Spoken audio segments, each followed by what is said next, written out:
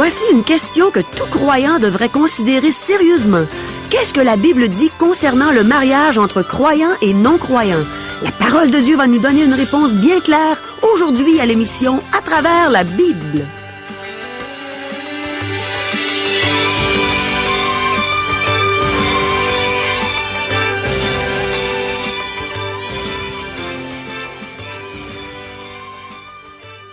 Chers auditeurs, pour en savoir davantage sur le contenu de cette émission, vous pouvez contacter en tout temps Radio Espoir via Internet à www.radioespoir.ca ou par téléphone, sans frais, au 1-877-l'Espoir, 1-877-537-7647. Bonjour, ici Caro. Je crois qu'on va apprendre beaucoup de choses concernant notre grand Dieu à l'émission d'aujourd'hui.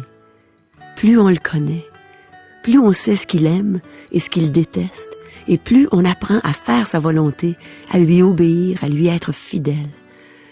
N'est-ce pas ce qu'on désire faire? Voici les questions du jour.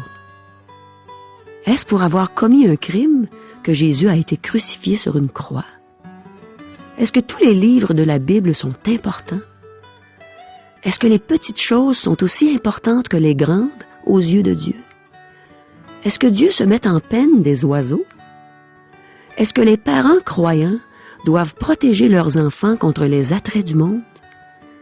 Qu'est-ce que Dieu pense des mariages entre croyants et non-croyants? Un chrétien doit-il marcher dans les voies du monde quand il veut témoigner de sa foi? De nos jours, est-ce que Dieu est aussi sévère qu'autrefois concernant l'adultère? On est sur le point d'apprendre ce qu'est la pensée de Dieu concernant toutes nos questions. Le pasteur Jean Joly a trouvé nos réponses dans les Saintes Écritures et il est prêt à nous les donner. Mais premièrement, unissons nos cœurs pour demander à Dieu de nous enseigner lui-même par la bouche de son serviteur. Prions. Oui, Seigneur, enseigne-nous toi-même. Utilise la voix, la bouche de ton serviteur et dis-nous quelles sont tes pensées, tes voix, ce que tu veux nous dire, ce que tu veux nous enseigner, ce que tu veux qu'on sache concernant ta manière de voir les choses. On veut s'attendre à toi, Seigneur, et on s'attend à toi. Amen. À toi, Régent. Merci, Caro. À la dernière émission, nous avons vu les raisons pour lesquelles un jeune homme pouvait être exempté du service militaire ou d'aller faire la guerre. La raison la plus surprenante fut qu'un jeune homme ait peur d'aller au combat. Nous avons fait une application spirituelle en démontrant que Dieu emploie les chrétiens zélés qui l'aiment. Nous avons vu aussi que Dieu combat avec son peuple. Ensuite, nous avons fait remarquer qu'une communauté est responsable des crimes commis sur son territoire. Finalement, vu la dureté du cœur humain, Dieu a donné des droits aux femmes. Nous avons vu en particulier ceux d'une captive. Maintenant, revenons aux 2 derniers versets du chapitre 21. Versets 22 et 23. Si l'on fait mourir un homme qui a commis un crime digne de mort et que tu l'aies pendu à un bois, son cadavre ne passera point la nuit sur le bois, mais tu l'enterreras le jour même, car celui qui est pendu est un objet de malédiction auprès de Dieu, et tu ne souilleras point le pays que l'Éternel ton Dieu te donne pour héritage. Habituellement, en Israël, un condamné à mort était lapidé. La pendaison n'était pas utilisée. Cependant, on pendait le corps d'une personne exécutée afin que tous puissent le voir, et cela servait d'exemple et d'avertissement. Cependant, Dieu n'a pas permis que le corps reste pendu pendant la nuit. Il devait être enterré le jour même, parce qu'un criminel est un objet de malédiction auprès de Dieu. Ce traitement était réservé seulement aux pires criminels. Le Seigneur Jésus est devenu malédiction pour nous. Il est probable que Moïse et les enfants d'Israël n'aient pas saisi tout le sens profond de cette loi. L'apôtre Paul reprend cette loi et l'applique au Seigneur Jésus-Christ. Christ nous a rachetés de la malédiction de la loi, étant devenu malédiction pour nous, car il est écrit « Maudit est quiconque est pendu au bois ». Galates chapitre 3 verset 13. Lorsque Jésus était sur terre, il fut livré aux Romains pour être exécuté. parce que Rome régnait sur la Palestine. Seuls les Romains pouvaient exécuter une personne condamnée à mort. Le Seigneur Jésus fut crucifié sur une croix romaine que l'on désigne parfois par le mot bois. Maintenant, Paul reprend cette loi et affirme que lorsque le Seigneur Jésus était sur la croix, il portait nos péchés et il était sous la malédiction auprès de Dieu. Est-ce arrivé parce que Jésus avait commis un crime? Non. Il est devenu une malédiction pour nous, afin de nous racheter de la malédiction du péché. Il nous a rachetés en prenant sur lui la punition que nous méritions, et il nous a acquis le pardon de Dieu. Pourquoi? Parce qu'il fut fait malédiction pour nous. Parfois, les chrétiens discutent afin de déterminer si ce sont les Romains ou les Juifs qui sont responsables de la mort de Jésus. En fait, nous sommes tous responsables de la mort de Jésus, parce que c'est nos péchés qu'il a portés pour nous à la croix. Puisqu'il est mort pour nous racheter, nous sommes responsables de sa mort. Toute la Bible est importante. Mes amis, avez-vous remarqué le livre du Deutéronome qui est cité à de nombreuses reprises dans le Nouveau Testament? C'est la raison pour laquelle nous enseignons tous les livres de la Bible sans exception. Si Dieu avait voulu nous donner seulement le sermon sur la montagne, il l'aurait fait. S'il avait voulu nous donner seulement Jean 3,16, rien ne l'empêchait. S'il avait voulu nous donner simplement Jean 14 ou 1 Corinthiens 13 qui nous parle de l'amour, il l'aurait fait, mes amis. Il nous a donné 66 livres et chaque livre est important. Même un livre, comme le Deutéronome, est important, car nous éprouverions de la difficulté à comprendre des sections du Nouveau Testament si nous n'avions pas le livre du Deutéronome pour nous éclairer. C'est pourquoi nous passons un certain temps dans ce livre et que nous y trouvons de belles applications spirituelles. Rappelez-vous, la Bible s'explique par la Bible. Nous entrons maintenant dans une nouvelle section du livre du Deutéronome. Dans les chapitres 5 à 7, nous avons vu une répétition et une interprétation des 10 commandements. Au chapitre 8 à 21, nous avons vu les lois religieuses et nationales. Maintenant, du chapitre 22 à 26, nous allons voir des lois domestiques et des lois qui touchent les relations interpersonnelles. Lisons Deutéronome chapitre 22, versets 1 à 4. Si tu vois s'égarer le bœuf ou la brebis de ton frère, tu ne t'en détourneras point. Tu les ramèneras à ton frère. Si ton frère n'habite pas près de toi et que tu ne le connaisses pas, tu recueilleras l'animal dans ta maison et il restera chez toi jusqu'à ce que ton frère le réclame, et alors tu le lui rendras. Tu feras de même pour son âne, tu feras de même pour son vêtement, tu feras de même pour tout objet qu'il aurait perdu et que tu trouverais, tu ne devras point t'en détourner. Si tu vois l'âne de ton frère ou son bœuf tomber dans le chemin, tu ne t'en détourneras point, tu l'aideras à le relever. Dans Exode, chapitre 23, verset 4, Dieu avait demandé aux Israélites de faire la même chose pour leurs ennemis. Combien plus doivent-ils le faire pour leurs voisins et pour leurs frères? Dieu nous a demandé d'aimer notre prochain, même nos ennemis, et voilà une façon d'exprimer cet amour en prenant soin de ce qui leur appartient. Celui qui trouvait un animal sans en connaître le propriétaire devait s'occuper de l'animal jusqu'à ce qu'il soit réclamé. Si un Israélite devait faire cela pour un bœuf ou un âne, combien plus devons-nous aider à ramener notre frère qui s'éloigne de Dieu? Frère, si un homme vient à être surpris en quelque faute, vous qui êtes spirituel, redressez-le avec un esprit de douceur. Prends garde à toi-même, de peur que tu ne sois aussi tenté. Portez les fardeaux les uns des autres, et vous accomplirez ainsi la loi de Christ. Galates chapitre 6, versets 1 et 2. Il faut craindre Dieu dans les petites choses. Dans les versets suivants, nous allons voir que Dieu se soucie même des petits détails. Ces lois entrent plus dans certains détails minutieux que les lois civiles et criminelles en général. La providence de Dieu s'étend même aux petites choses. Donc, nous devons craindre Dieu et chercher sa gloire dans les petites choses aussi bien que dans les grandes. Le fait que Dieu s'y arrête leur donne de l'importance. Et je me plais à dire que nous avons un Dieu qui s'intéresse aux détails. Verset 5. Une femme ne portera point un habillement d'homme, et un homme ne mettra point des vêtements de femme, car quiconque fait ces choses est en abomination à l'Éternel, ton Dieu. Certains vont dire que cela ne s'applique pas à nous aujourd'hui, puisque nous ne sommes plus sous la loi. C'est vrai. Cependant, nous y trouvons dans la loi des principes que nous devrions respecter. Il semble que Dieu désire qu'il y ait une distinction entre les deux sexes dans leur apparence et leur habillement.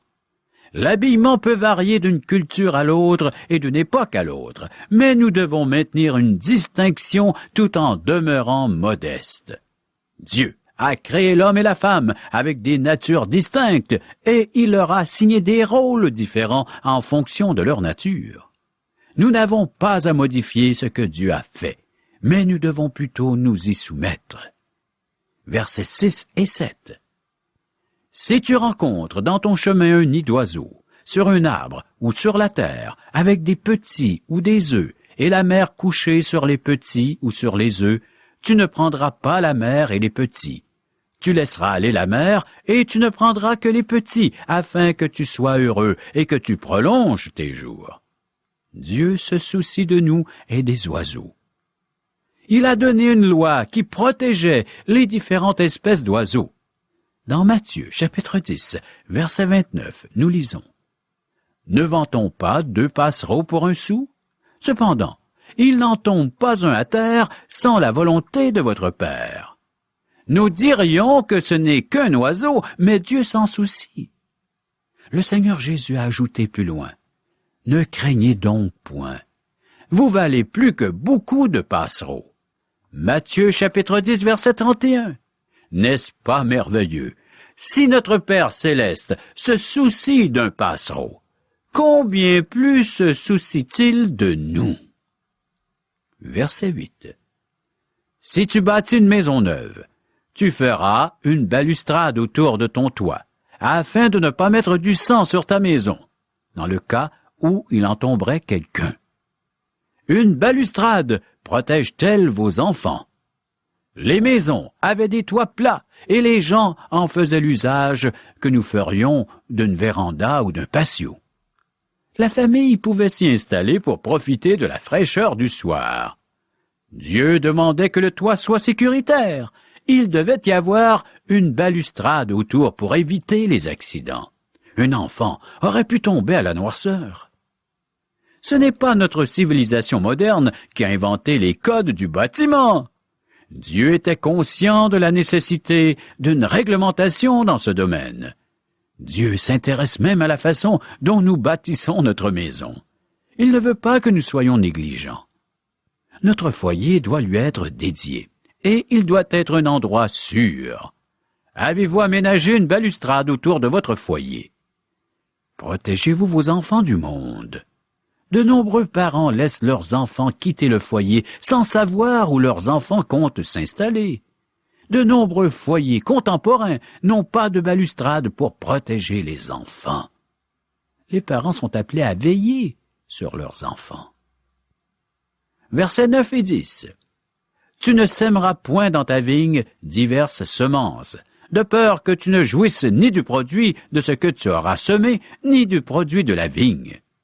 Tu ne laboureras point avec un bœuf et un âne attelés ensemble. Dieu donne la raison pour laquelle l'on ne devrait pas mélanger les semences, mais nous pourrions nous demander quel mal y a-t-il à labourer avec un bœuf et un âne. Ces 2 animaux ne font pas bonne équipe. Leur marche n'est pas synchronisée, puisqu'ils ne marchent pas avec la même allure. Ils ne tirent donc pas ensemble.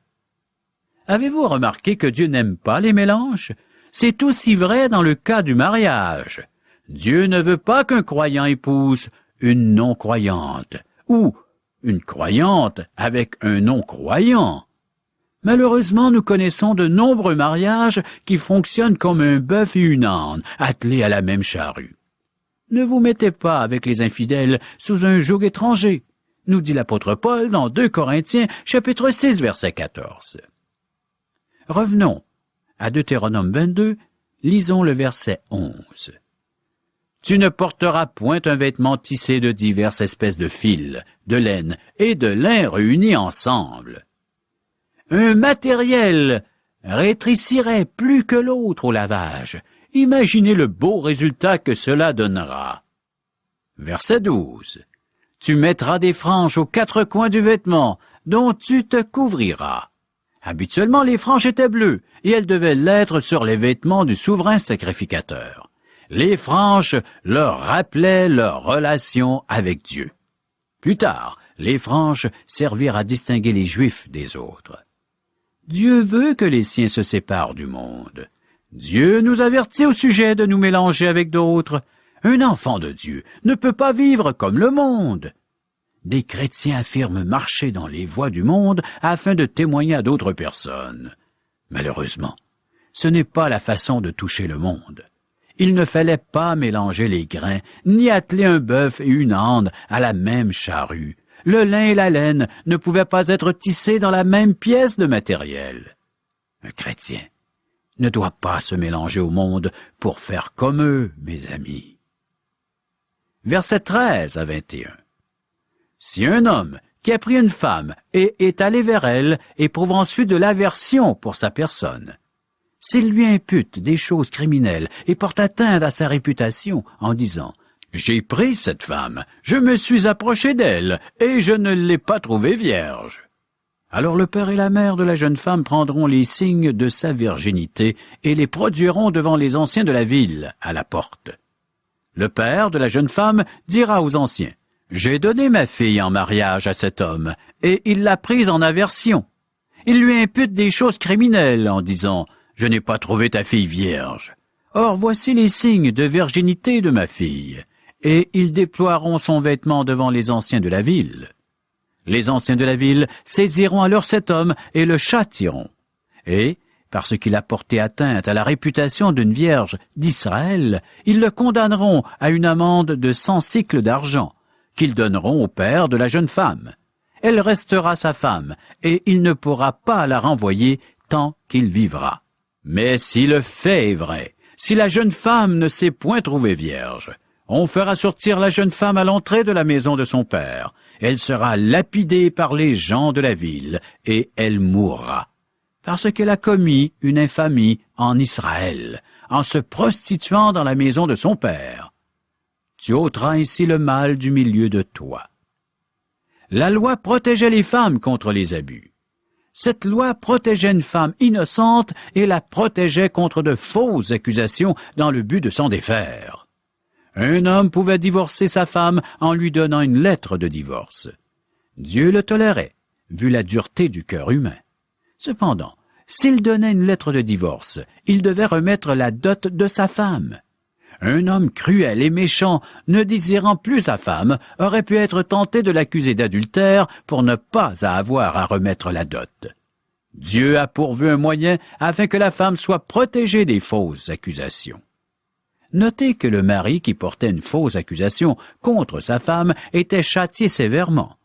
Il devait payer une forte amende au père de son épouse, et il perdait le droit de répudier sa femme parce qu'il avait atteint à sa réputation. Par contre, si la femme avait commis l'adultère après ses fiançailles, elle devait être lapidée. Aujourd'hui, sous l'influence de la psychologie, bien des gens considèrent que l'adultère est une chose saine. On fait la promotion des clubs d'échangistes. Les gens pensent que les relations sexuelles sont un remède à bien des maux. Plusieurs pensent que les relations extra-conjugales peuvent aider un couple. On considère les relations sexuelles comme un besoin. Ce phénomène a pris de l'ampleur pendant la période hippie de la fin des années 60. On parlait alors de nouvelle moralité. En fait, la seule moralité qui soit saine, c'est la moralité de Dieu. Dieu a donné ce qu'il y avait de meilleur à son peuple. Il aimait son peuple et voulait son bien. Dieu honore le mariage et la chasteté. Dieu demanda que l'on lapide les adultères, et cela nous indique ce qu'il en pense aujourd'hui. Les lois qui protègent le caractère sacré du mariage sont une expression de l'amour de Dieu pour son peuple. Versets 22 à 27. Si l'on trouve un homme couché avec une femme mariée, ils mourront tous deux, l'homme qui a couché avec la femme et la femme aussi. Tu ôteras ainsi le mal du milieu d'Israël. Si une jeune fille vierge est fiancée et qu'un homme la rencontre dans la ville et couche avec elle, vous les amènerez tous deux à la porte de la ville, vous les lapiderez et ils mourront. La jeune fille pour n'avoir pas crié dans la ville et l'homme pour avoir déshonoré la femme de son prochain. Tu ôteras ainsi le mal du milieu de toi. Mais si c'est dans les champs que cet homme rencontre la jeune femme fiancée, lui fait violence et couche avec elle, l'homme qui aura couché avec elle seul sera puni de mort. Tu ne feras rien à la jeune fille. Elle n'est pas coupable d'un crime digne de mort, car il en est de ce cas comme de celui où un homme se jette sur son prochain et lui ôte la vie. La jeune fille fiancée que cet homme a rencontrée dans les champs a pu crier sans qu'il y ait eu personne pour la secourir. La loi était sévère pour l'adultère, mais avant de lapider une personne, il fallait être certain qu'elle était coupable. Il fallait donner le bénéfice du doute à une jeune fille violée dans un champ.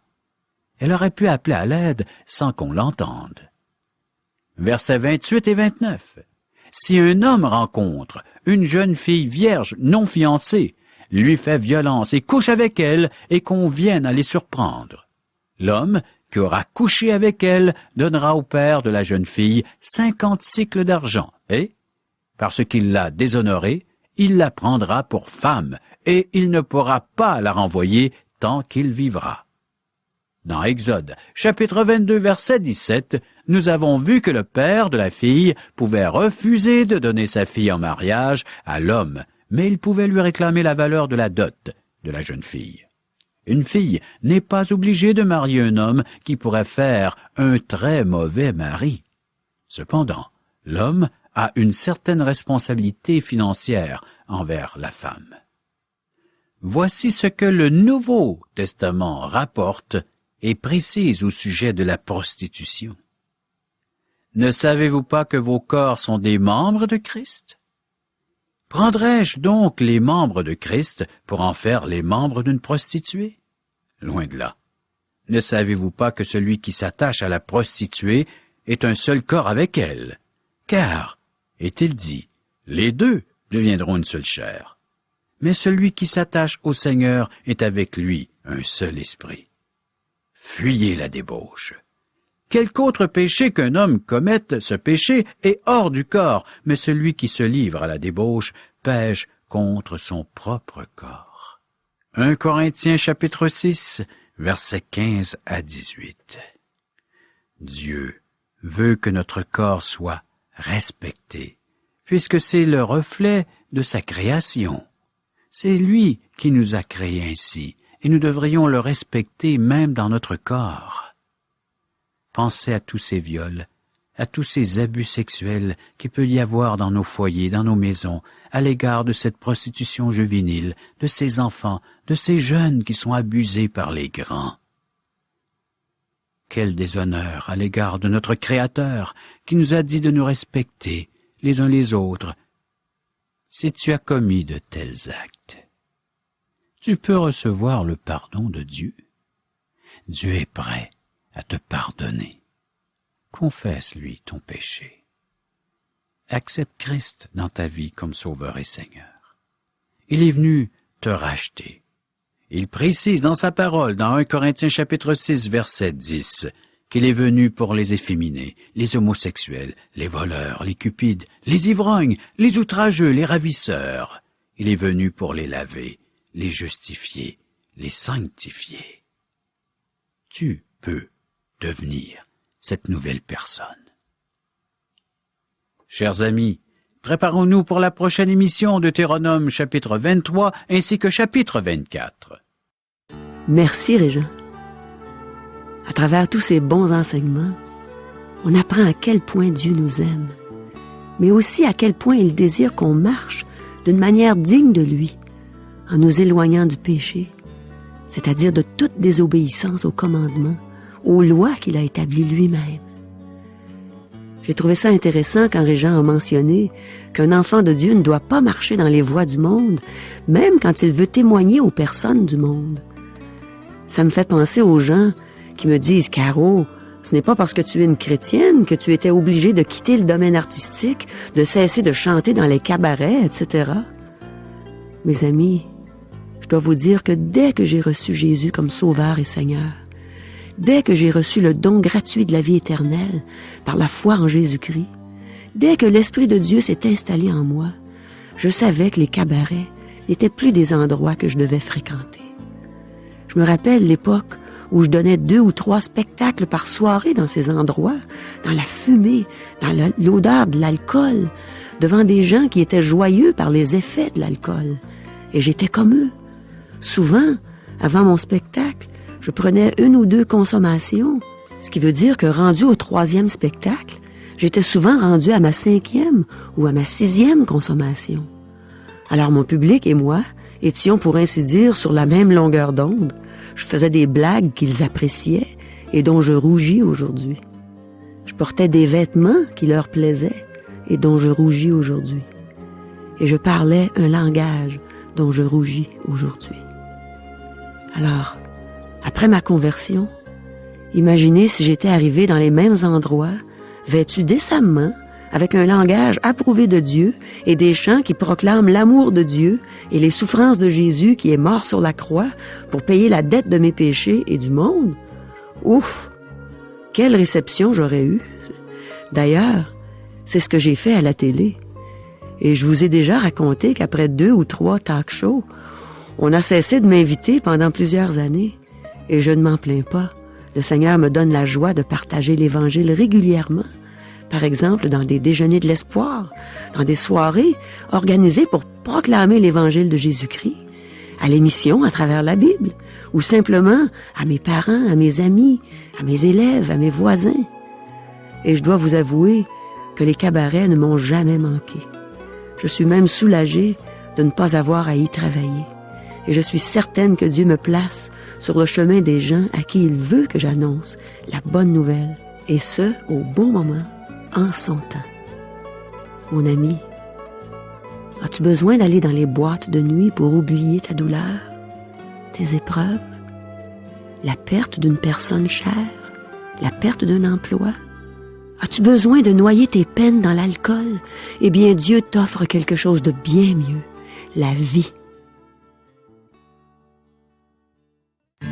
Caro, nous invitons les auditeurs à assister à un merveilleux déjeuner de l'espoir. Pourrais-tu nous expliquer qu'est-ce qu'un déjeuner de l'espoir? C'est justement comme ce que tu viens de dire, Régent, c'est merveilleux. C'est merveilleux parce que, premièrement, les gens viennent prendre un bon déjeuner gratuitement, en compagnie de gens qui vont les aimer, les entourer, et ensuite on entend un témoignage d'un vécu, le vécu d'une personne, comme toi, Régent. La dernière fois que j'ai entendu ton témoignage, j'ai été épatée.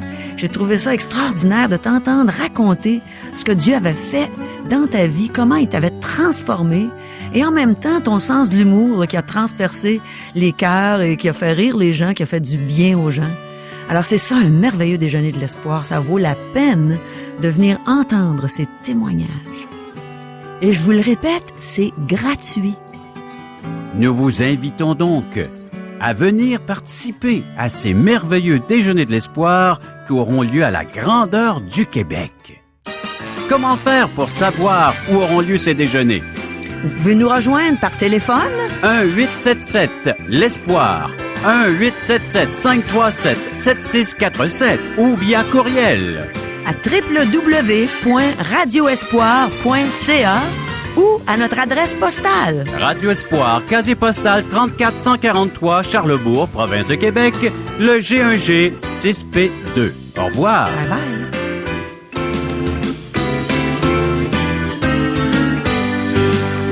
Cette émission vous a été présentée par Radio Espoir.